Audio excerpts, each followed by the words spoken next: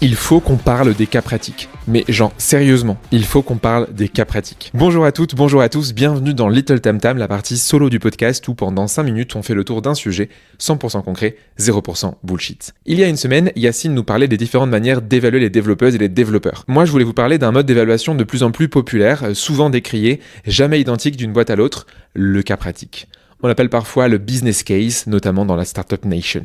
Un cas pratique, c'est quoi ? C'est un exercice à faire en asynchrone, à la maison, la plupart du temps pour évaluer les compétences sur un métier, les fameuses hard skills. Mais on peut évidemment aussi évaluer les soft skills via cet exercice. Commençons par les erreurs à ne pas faire. Je les ai faites et je pensais bien faire à l'époque, mais ne faites pas comme moi. 3 erreurs. Première erreur, faire un cas pratique beaucoup trop long. J'ai envoyé des cas pratiques qui prenaient au moins 4-5 heures, voire des fois une journée entière à faire. À l'époque, j'avais comme argument « Oui, mais faut garder les meilleurs » ou encore « Non, mais c'est ok, hein, ça va, hein, s'ils veulent le job, ils vont qu'à se bouger les candidats. » Voilà. Après, comme j'ai quand même un minimum de valeur, je donnais toujours des méga feedbacks à tous les candidats qui passaient ces cas pratiques. En même temps, ils passaient une journée entière à travailler, ils avaient bien de droit à 15 minutes de feedback sur ce qu'ils avaient fait. Bref, mes cas pratiques étaient à revoir et clairement, un cas ne peut pas dépasser 2-3 heures de travail. Sinon, c'est trop. Et dans ce cas-là, je suggère de carrément payer les candidats, parce que là, c'est du freelancing déguisé à ce stade. Faut pas abuser. Deuxième erreur, faire un cas pratique trop simple. Un candidat, surtout un top candidat, a besoin d'être challengé. Une question trop simple en entretien ne lui suffira pas. Un cas pratique trop facile le frustrera.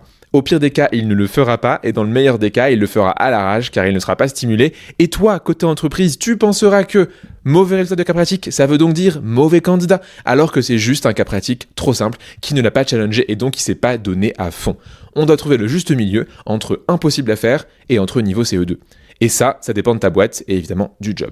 Troisième erreur, se servir d'un cas pratique comme d'un consulting gratuit. Les boîtes qui demandent un cas pratique d'imaginer un nouveau modèle économique pour une application ou bien de construire des posts LinkedIn tout faits, genre pour un poste de community manager, on vous voit. On vous voit prendre le résultat de ce que les candidats produiront et vous les accaparer. Le consulting gratuit, c'est un gros no-go, comme les chaussettes claquettes. Il y a une manière de faire ça de manière plus subtile. En vrai, je suis d'accord avec toi, un cas pratique portant sur un vrai sujet, des vrais challenges d'entreprise, c'est quand même beaucoup plus sympa que quelque chose d'abstrait. Mais dans ce cas-là, 2 choses si on pense potentiellement utiliser les productions du candidat.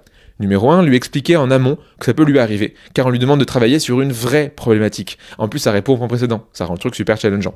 Et 2, que si jamais on utilise l'idée, soit on va créditer la personne, c'est le niveau 0, soit on va l'informer en expliquant les modifications et pourquoi ces modifications, ou même on peut en profiter pour recontacter ce candidat et faire du nurturing. Hey, salut Rodrigo, tu te souviens de ton cas pratique ? Bah écoute, on s'en est inspiré pour développer une nouvelle fonctionnalité sur l'iPad, ça te dit qu'on en reparle autour d'un bon pas de taille ? On a un job qui vous dans l'équipe ?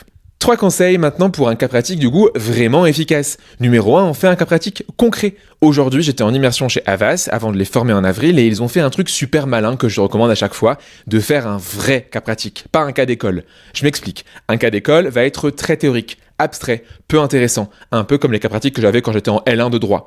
Là où un bon cas pratique sera adapté à notre entreprise, au métier, mais aussi au contexte. Et j'en profite, c'est stop les cas pratiques qui sont recyclés et réutilisés pendant 15 ans. Imaginez sinon on ferait des cas pratiques sur Viadeo et pas sur LinkedIn, ça serait un peu chaud. En fait, un bon cas pratique sera soit basé sur des situations réelles vécues par des personnes dans l'entreprise, soit des situations qui vont être vécues. Ça fait penser à un truc ? Eh oui, les questions situationnelles et les questions comportementales qu'on pose dans le cadre d'un entretien structuré. D'ailleurs, c'est pas le seul point commun. Et c'est le numéro 2, un cas pratique sur des compétences recherchées et pas fantasmées. J'ai travaillé avec des hiring managers qui m'ont pondu des cas pratiques qu'ils étaient incapables de faire eux-mêmes. Bah ça clairement c'est no-go. Quand on définit un nouveau job, on part des objectifs, puis descendre sur les comportements attendus pour en trouver les compétences. Et bah le cas pratique c'est la conséquence de ça. C'est pas une épreuve de Koh-Lanta. On va venir évaluer les actions que feront pour de vrai les personnes une fois arrivées. Et donc on ne va pas demander à un community manager d'avoir des skills d'une directrice marketing. On ne demandera pas à un alternant pâtissier de savoir dresser une assiette comme dans un triple étoilé. Même en simple d'ailleurs. Bref, on est réaliste dans son test, ce qui n'empêche pas d'être challengeant. Et enfin, dernier conseil, on débriefe tout le monde et on débriefe en live. Je parlais hier avec une candidate qui me racontait avoir fait un cas pratique de 3 heures, puis ghosting, rien, plus de nouvelles. Alors clairement, un cas pratique, c'est utile dans l'absolu, mais c'est aussi et surtout la base d'une discussion par la suite. Donc une fois qu'on a reçu le résultat, 2 choses. Première chose, si on n'est pas satisfait, mais genre pas du tout, on prend le temps, genre 10-15 minutes pour débriefer en détail avec le candidat. Si c'est bien, on invite la personne à une étape pour échanger sur son cas pratique, et là, bah paf, ça fait des chocs à pic. Bon, tu as toutes les bonnes pratiques en fonction des cas. Voilà, c'est tout pour moi. J'espère que tu vas améliorer tes cas pratiques et je te dis à la semaine prochaine pour un nouvel épisode de Tam Tam.